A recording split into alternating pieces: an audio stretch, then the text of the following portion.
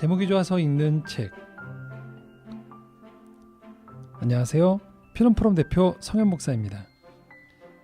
제목이 좋아서 읽는 책 팟캐스트는 국민일보 마이12가 제작하는 책 속의 팟캐스트입니다.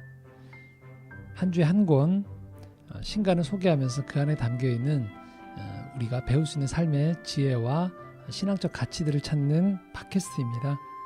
20분 정도 짧은 방송이고요.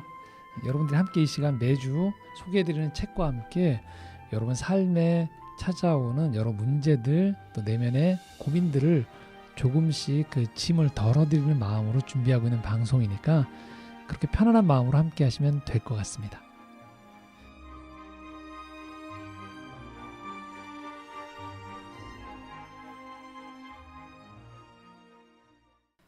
자, 한 주 동안 여러분 살면서 많은 사람 만나시죠? 그리고 그 사람들을 만날 때 각 사람마다 향기가 있다라는 거죠. 어떤 향기일까요? 그 향기는 바로 태도인 경우가 많습니다. 우리는 이렇게 생각이 쉬워요. 태도는 내가 아니야. 내 안에 있는 생각이 나야 라고 생각이 쉽습니다. 하지만 여러분이 다른 사람을 한번 보십시오. 다른 사람을 대할 때, 그 다른 사람을 만날 때 그 사람을 뭐라고 판단할 수 있는 가장, 평가할 수 있는 가장 첫 번째가 뭘까요? 바로 태도입니다. 그래서 오늘은 이 태도에 대한 이 지혜를 나눌 수 있는 책 한 권을 선정해 봤습니다. 책 제목은요, 태도의 품격입니다.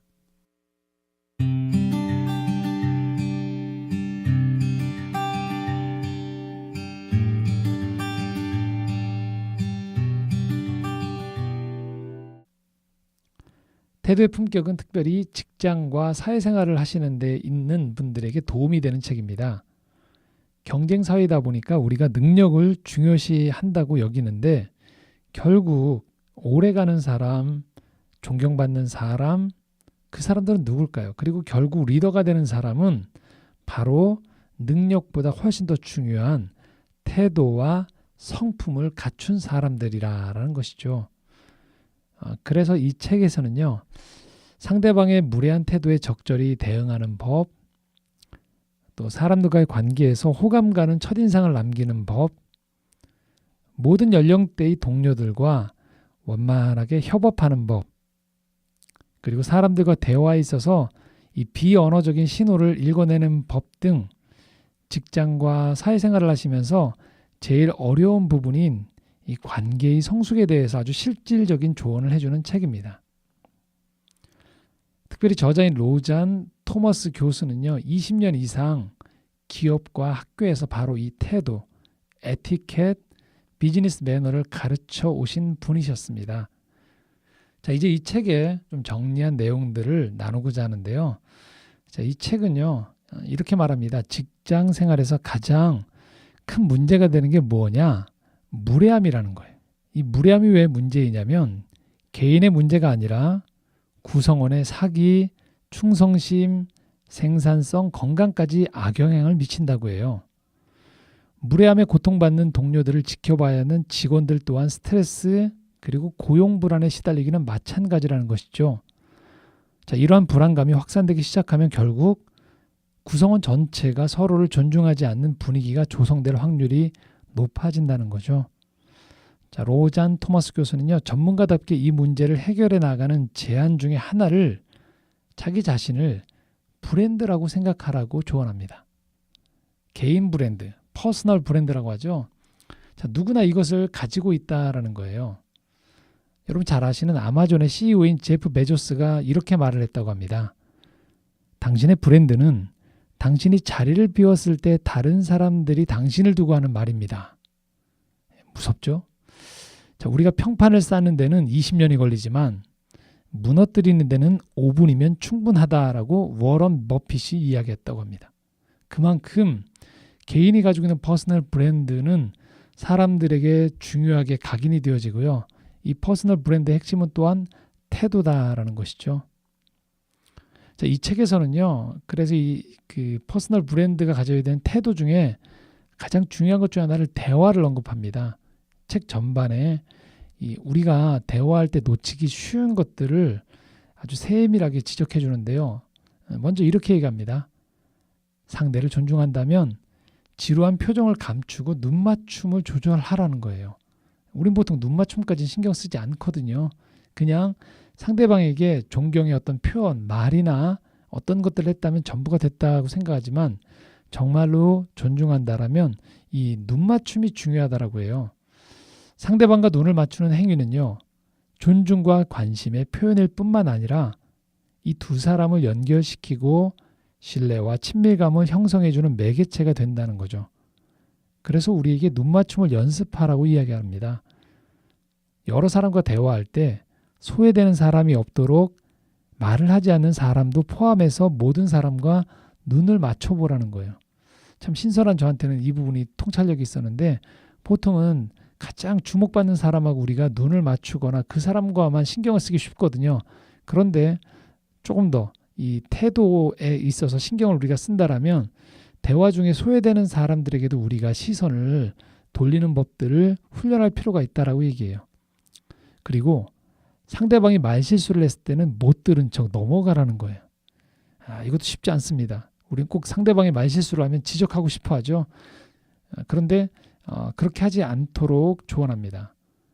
그리고 대화 중에 부적절한 화제가 나오면 그러니까 말의 주제가 아주 부정적인 거죠. 또는 이게 적합하지 않다라고 하면 즉시 나서서 조율을 하라는 거예요. 당황하지 않도록 상대방이 조심스럽게 때로는 못 들은 척하면서요. 하지만 때로는 직접적으로 이야기해야 될 때도 있대요. 그럴 때는 이렇게 이야기해야 된다는 것입니다. 우리 다른 얘기를 하면 어떨까요? 죄송하지만 저는 동의하지 않습니다. 그런 표현을 써가면서 정중하게 화제를 중단시키는 것도 필요하다는 거죠. 또한 아주 중요한 것 중에 하나는 어떤 모임이든지 대화를 독점하지 않는 게 중요하다고 이야기합니다. 반대로 경청의 중요성 또한 강조합니다. 자, 경청이라는 것, 다른 사람의 말을 귀담아 듣는 것, 이것은 한 사람이 다른 사람에게 줄 수 있는 가장 귀하고 값진 선물이라는 거예요. 경청하는 사람과 있으면 신뢰가 형성된답니다. 경청하면 정보를 보다 깊이 이해하고 실수를 줄일 수 있고 시간을 아낄 수 있다는 거예요. 자신의 감정을 잠시 옆으로 밀어두고 상대방의 생각과 감정에 온전히 흡수되는 행위가 바로 경청이라는 거죠. 자, 내가 이렇게 하려면 힘들지만 내 이야기를 누군가가 그렇게 상대방의 나의 감정과 생각에 온전히 흡수되는 마음으로 내 이야기를 들어준다. 어떠세요? 생각만 해도 참 기분이 좋죠. 이 경청이라는 게 그렇다라는 거예요. 또 한 가지 사소하지만 우리가 자주 범하는 실수인데요. 대화 중에는 상대방의 이야기를 섣불리 판단하거나 말을 끊지 말라고 이야기합니다. 그리고 아까 언급했던 말실수와 비슷한 부분인데요. 실수를 받아주라는 거예요. 우리는 누구나 스트레스와 피로 또 두려움 때문에 종종 어리석은 실수를 저지르곤 한답니다. 나도 실수할 수 있다는 말이죠. 그래서 이 관계에 있어서 어느 정도는 너그럽게 받아들여주는 것이 필요하다라고 로전 토머스 교수는 우리에게 조언해주고 있습니다.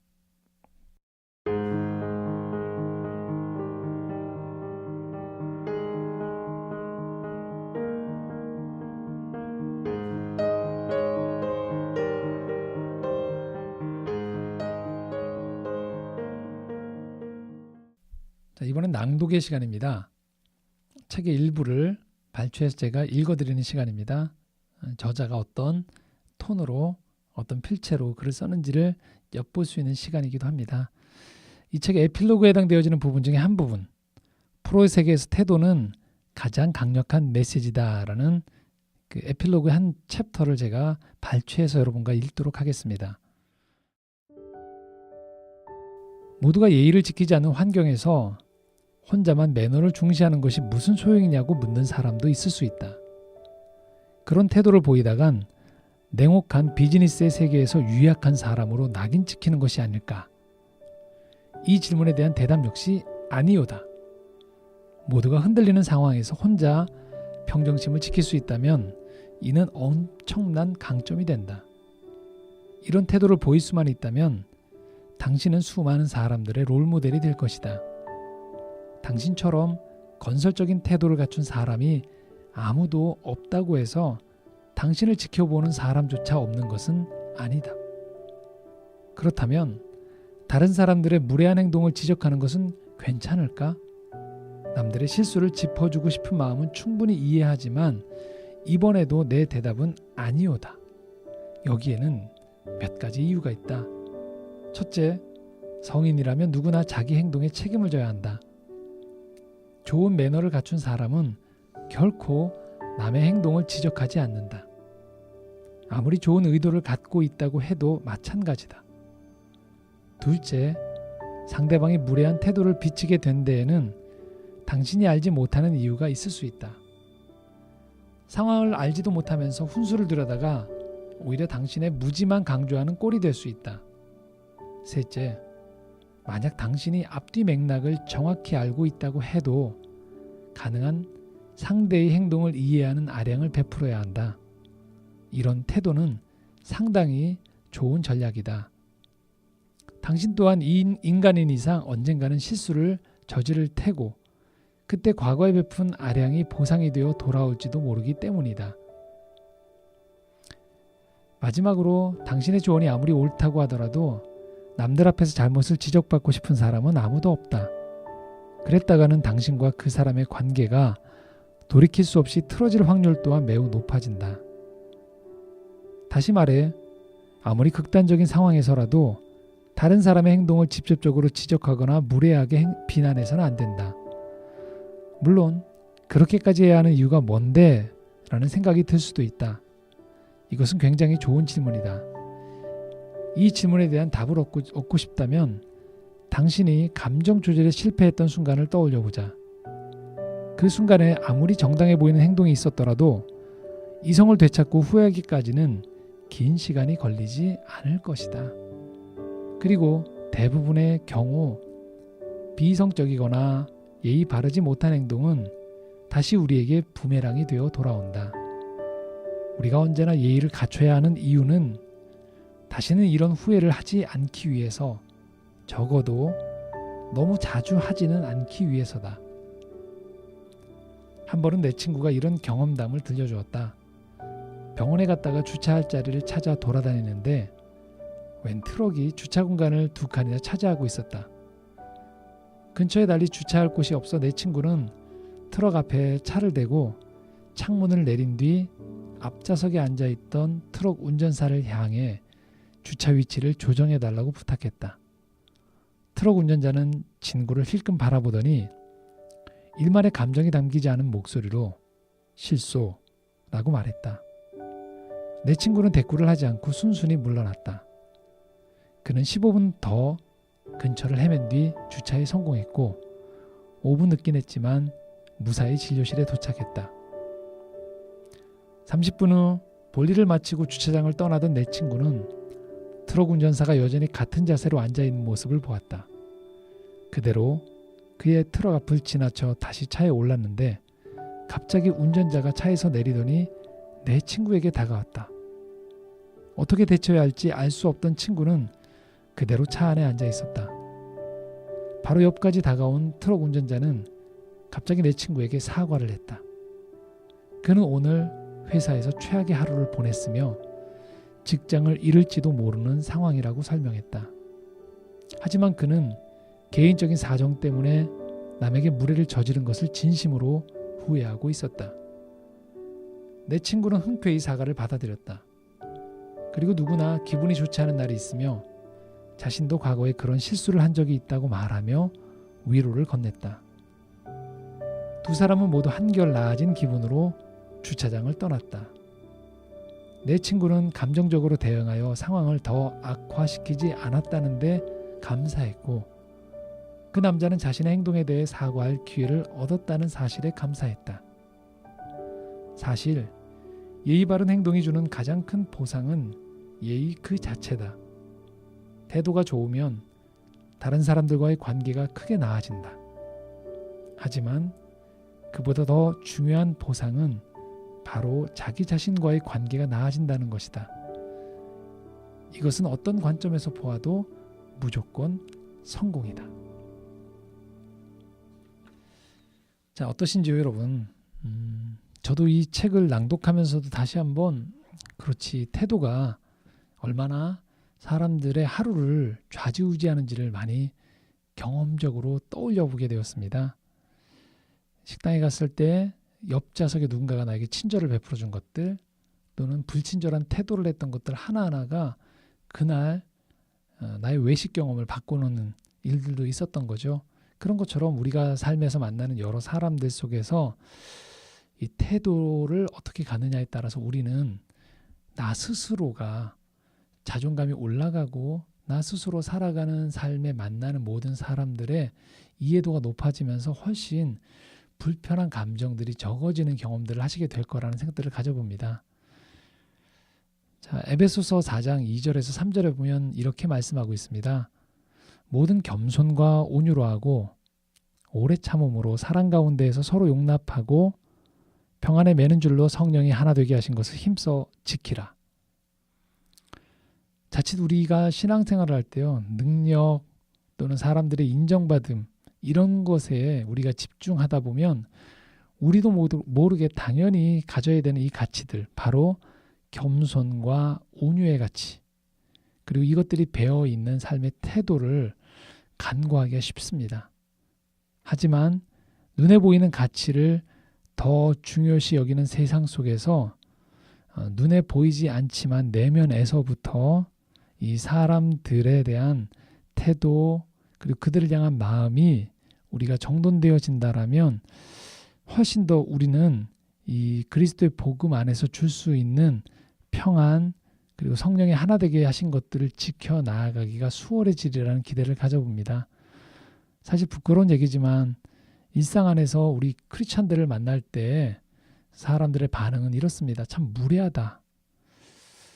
태도의 품격이란 이 책 제목처럼 우리가 세상을 살아가면서 결국 그리스도께서 우리에게 보이셨던 이 창조주 하나님이 보이셨던 그 온유와 겸손 속에서 이 어디에서도 볼 수 없는 그 성품과 이 태도의 일관성, 그리고 예의 바름, 사람들을 존중하는 것들이 필요한 시대가 아닐까라는 생각들을 가져봅니다.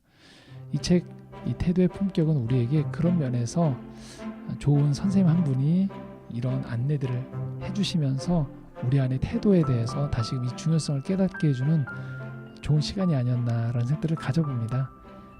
자, 이제 맞춰보려고 합니다. 책을 함께 소개하다 보면 금방 시간이 가는 생각들이 드는데 여러분들은 어떠신지 모르겠어요. 자, 저는 또 다음 주에 한 권의 좋은 책을 준비해서 여러분들을 기대하는 마음으로 찾아뵙도록 하겠습니다. 한 주 동안 행복하세요.